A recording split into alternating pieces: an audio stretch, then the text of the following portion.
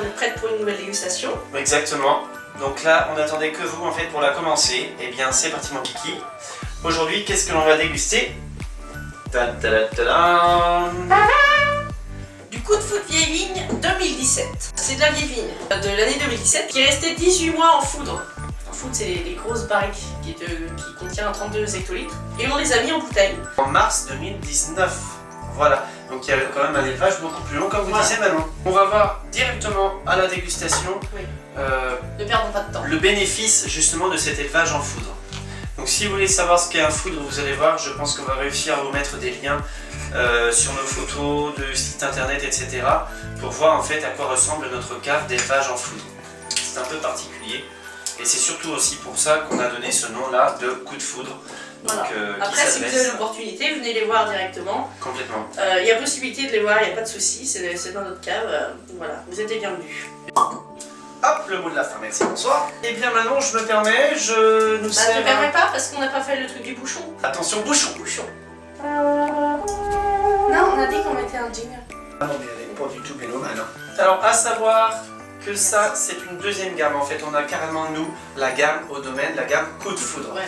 On les décline sous différents vins. Et ça reste du coteau du Léon. Hein. C'est vraiment à la base, c'est l'appellation. Le même vin que la vieille vigne 2017. C'est vraiment la même chose. Alors, le nez. Tout de suite, le nez, l'œil, etc. C'est qu'on peut s'attendre tout de suite à un vin beaucoup plus gras, beaucoup plus riche. Et ça, c'est le travail du bois. Hein, c'est bien ça comme partout. Il n'y a pas le goût de bois, parce que c'est des foudres qui sont très très vieux et du coup il n'y a plus de transmission de goût de bois. Donc pas de panique pour ceux qui n'aiment pas le goût de bois, il n'y en a pas. En revanche, c'est l'air qui passe dans le bois fait vieillir le vin plus vite et ça le fait évoluer différemment. C'est pour ça que la couleur est différente et le goût est différent d'un vieil vin 2017. L'effet du bois, c'est exactement le même effet qu'un bouchon de liège sur une bouteille. C'est un élément qui n'est pas totalement clos, qui est micro-poreux et ça permet en fait à votre vin de vieillir. Et le passage en foudre, c'est donc un vieillissement un petit peu prématuré. Bon, il a déjà bu, donc je vais essayer de le rattraper. C'est pas que je suis pressé, loin de là. Mais c'est parce qu'en fait là, vous avez déjà normalement retenu aussi des notions de dégustation. Et là donc maintenant, on peut vraiment continuer d'accélérer la chose tranquillement en prenant son temps. Là en fait on a vu au nez et à l'œil des choses qui pouvaient nous faire déjà penser à un vin gras. Et effectivement on le retrouve en bouche, il est très gras, il a plus de larmes sur le verre que les autres vins. Et au niveau de la couleur aussi, le côté accéléré du vieillissement a donné une couleur aussi un petit peu plus jaune. C'est ce qu'on remarque. Je n'ai rien à rajouter, c'est parfait. Tu devrais en faire ton métier. Oh pouf, j'y ai pensé. Ce vin-là, il est goûté de notre part. Maintenant, venez, nombreux au domaine, le déguster avec nous. On sera là, toujours là pour vous conseiller. Mais en attendant, on va aussi vous conseiller pour des accords mais vins. Manon, par exemple. Encore une fois, tu vois. Hein? Ou un dessert avec une bûche. Putain, ça te... Donc là, petite parenthèse, par exemple, le technicien s'improvise dégustateur avec nous. Il est le bienvenu, merci. Il sera tapé à la fin. Manon, si tu devais le conseiller, à table, par exemple, ce serait avec quoi? Alors, sans réfléchir, je dirais l'apéritif. Avec des petits toasts un peu travaillés quand même, voilà.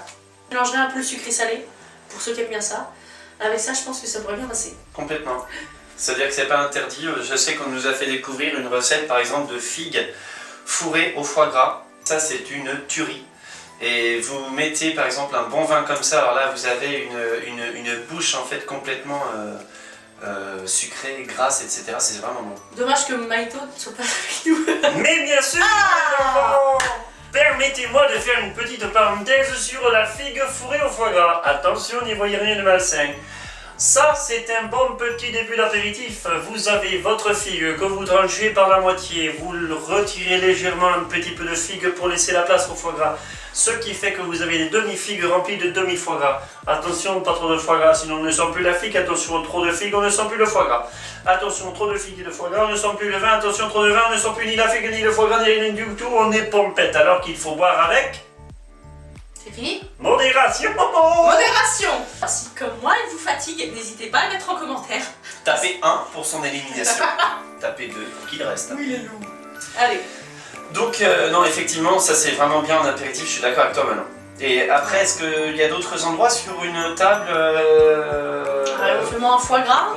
Après voilà, c'est quand même moins évident de boire avec du foie gras ce genre de vin, parce que c'est quand même un vin plutôt complexe, plutôt...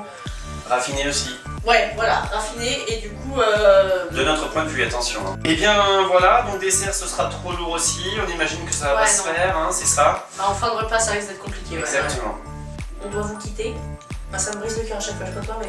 Ben, je sens les larmes lui venir en fait tout le temps. C'est pas les larmes du vin cette fois-ci. C'est les larmes d'émotion, de tristesse. Ta chaleur humaine l'embarque des fois dans quelques contrées.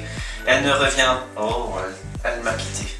Eh bien écoutez, je vais malheureusement devoir vous dire topette tout seul. Non Manon, reviens. Regardez cette entrée majestueuse. Bonjour. Bonjour. Alors Manon, eh bien nous allons dire topette ensemble. Allez, Allez, topette ensemble. topette ensemble.